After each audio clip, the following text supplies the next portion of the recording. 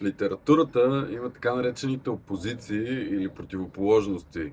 В българската литература са родно, чуждо, град, село, старо, ново. Днес ще ви разкажа за родното и чуждото.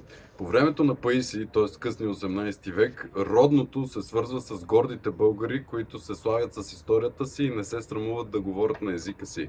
Докато чуждото се свързва с гръцкото влияние и манипулация, която държи българите в мрак, и родоотстъпниците, които не се гордеят с това, че са българи.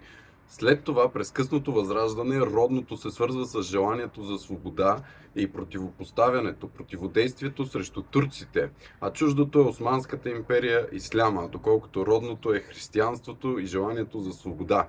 След това Алеко казва, че родното е това, което е изостанало, което се държи с османски менталитет, което е мошенническо, а чуждото се обвързва с Запада и желанието за прогрес и технически напредък. След това през 20 век има криза на родното, затова Гео Милев в поемата Септември задава въпроса, що е отечество. След това, в периода 44-89, тогава родното и чуждото се разделя на глобалните социализъм и капитализъм. И тогава българската култура се гради представата, че родното представлява съветските ценности, доколкото западното или чуждото е място на опадък. Днес, като че ли родно не знаем какво е и по-скоро сме разделени между чуждо и чуждо. Какво според вас е родното? Може и да не пишете в коментари. Добре, че